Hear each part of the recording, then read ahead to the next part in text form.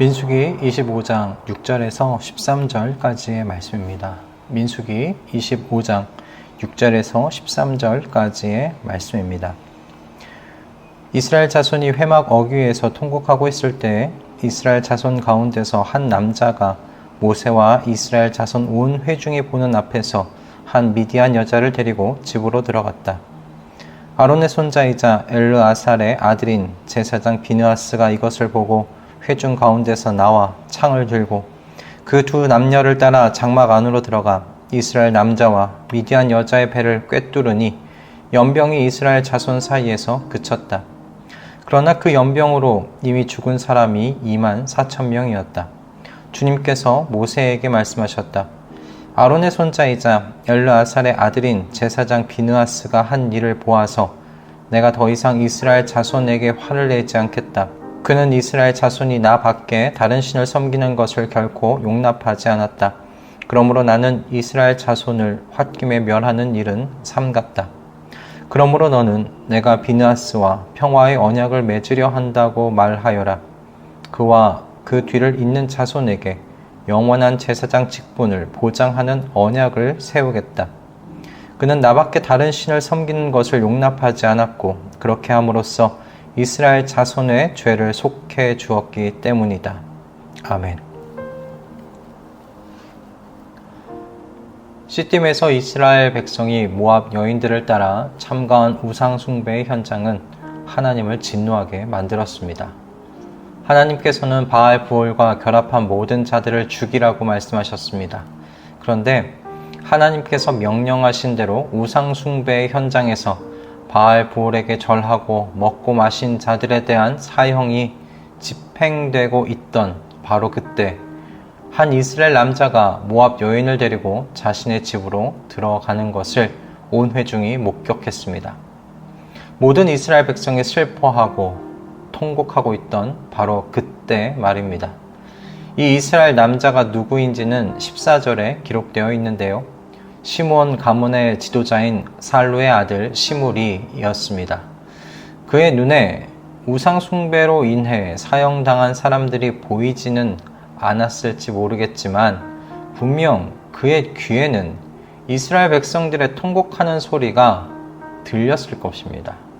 그러나 그 어떤 것도 욕정에 불타서 그저 살덩어리에 불과한 사람이 된 그의 마음을 깨우지 못했던 듯 싶습니다.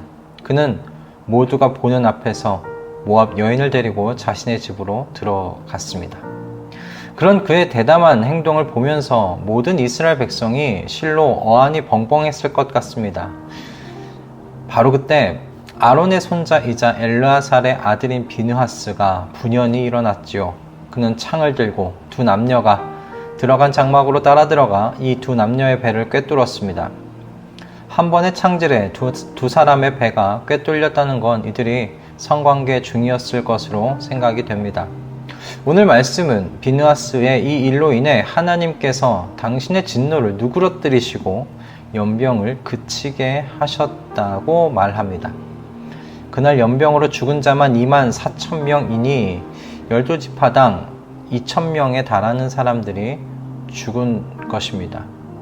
이 사망자는 이스라엘이 이집트를 떠나온 후 지금까지 가장 많은 사람들이 죽은 재앙인데요. 가데스에서 고라가 주동하여 반역이 일어났을 때 죽은 자의 숫자도 14,700명이었지 않습니까? 그때보다 더 많은 사람들이 죽은 겁니다. 하나님께서 얼마나 이 우상 숭배의 일로 진노하셨는지를 생각해 볼 수 있습니다. 하나님께서 비느하스와 그의 자손들까지 제사장 직분을 보장하는 평화의 언약을 그래서 맺습니다. 그 이유는 앞에서 말씀드린 것과 같이 모든 회중이 보는 앞에서 하나님을 욕되게 한 시므리와 모압 여인을 죽여 그 피로 이스라엘 자손의 죄를 속해 주었기 때문입니다. 하나님께서는 비느하스에게 당신과 같은 죄에 대해 참담해야 하는 그런 마음을 이 비느하스로부터 보셨던 것이겠지요. 비느하스가 분노가 많았기 때문에 시므리와 모압 여인을 죽였다고 생각하지 않습니다. 그는 제사장이었습니다. 제사장은 사람을 죽이는 일과 시체에 그 몸이 닿지 않도록 조심했어야 했던 사람이죠. 그러나 비느하스는 이스라엘 안에서 일어난 이 참담한 현실 앞에서 슬퍼하고 있었고 분노했던 겁니다. 세상 속에서 제사장 나라로 구별되어 살아야 했던 자신들의 백성이 세상과 같아진 것에 슬퍼했고 그 죄에 대하여 분노했습니다. 그 죄에 대한 분노와 증오가 그리고 하나님을 향한 열정이 비느하스로 하여금 창을 들고 일어나게 한 것입니다. 오늘 말씀 속에 등장하는 비느하스를 보면서 저는 이런 생각이 들었습니다. 나는 죄에 대하여 비느하스와 같이 분노하고 증오하고 있는가? 하나님의 이름의 명예와 영광을 빛바라게 만드는 죄를 나는 비느하스와 같은 마음으로 싫어하고 있는가? 오늘날 교회의 타락에 대한 이야기를 많이 듣게 됩니다. 교회 리더들의 타락의 소식이 끊이지 않고 들려오며 리더들의 타락은 또 양떼들의 타락으로 이어지고 있는 것을 듣게 됩니다. 하지만 멀리서 찾을 필요가 없지요. 우리는 우리 자신 안에서 또한 꿈틀거리는 죄의 그림자를 알고 있습니다. 기회가 없을 뿐이지 우리도 타락한 자들과 같이 얼마든지 넘어질 수 있는 사람들이라는 사실을 인정하지 않습니까? 그렇기에 비느하스와 같은 마음 갖기를 오늘 기도하게 되는 겁니다. 하나님, 거룩하신 하나님의 마음과 같이 우상 숭배의 죄에 분노하고 증오하게 하여 주시옵소서. 제가 오직 한 분 하나님 외에 머리를 숙이며 절하는 일이 없도록 비느하스와 같이 주님의 명예와 영광에 대한 사랑과 충정의 불로 가득하게 해 주시옵소서. 죄를 미워하며 주님 곁에 서 있으려면 미움도 받을 수 있을 텐데 그 또한 두려워하지 않도록 주님의 명예와 영광에 나의 눈이 멀게 없소서. 여러분, 죄를 미워하며 오직 여호와 하나님만을 나의 하나님으로 모시고 사는 건 미움과 반대를 겪게 됨을 의미합니다. 비느하스가 시므온 가문과의 이후의 관계를 생각했다면 이렇게 쉽게 움직이지 못했을지도 모릅니다. 그러나 그는 오직 하나님을 향한 열정으로 일어났던 것이죠. 하나님의 편에 설 때는 하나님의 분노를 유발하는 죄를 짓는 사람들과 원수 관계가 되는 것을 감수해야 할 수도 있습니다. 하나님과 사람을 선택해야 할 수도 있고요. 어쩌면 눈에 보이는 큰 이득에 눈을 감아야 하는 것일 수도 있습니다. 그러므로 주님을 향한 열정으로 내가 가득하기를 기도해야 합니다. 주님과 같은 마음으로 죄에 대하여 분노하고 미워하는 마음을 달라고 기도해야 합니다. 주님의 성령에 완전히 인도함 받게 해달라고 기도해야 합니다.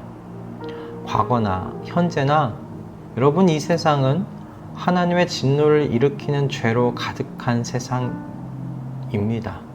성도는 바로 그 세상 속에서 살아가는 사람들이죠. 그러니 비느하스와 같은 마음을 달라고 우리 함께 기도합시다. 나를 둘러싼 죄의 영향을 받기보다 오히려 그 죄에 대하여 분노하며 하나님을 향한 열정으로 사로잡힌 성령의 사람이 되게 해달라고 기도하며 오늘 하루를 우리 함께 시작해 나아가십시다. 할렐루야. 기도하겠습니다. 주님, 오늘 여호와 하나님을 향한 열정으로 가득한 비느하스를 보고 묵상하게 하시니 감사합니다. 우리는 오늘도 죄로 가득한 세상 가운데 들어가 살아갑니다. 이 속에서 하나님과 같은 마음으로 죄에 대하여 분노하며 어그러지고 망가진 이 세상을 슬퍼할 수 있도록 은혜 허락하여 주시옵소서. 그리고 그렇게 하나님을 향한 열정으로 사로잡힌 성령의 사람으로 오늘 하루를 승리하도록 인도하여 주시옵소서. 예수 그리스도의 이름으로 기도드립니다. 아멘.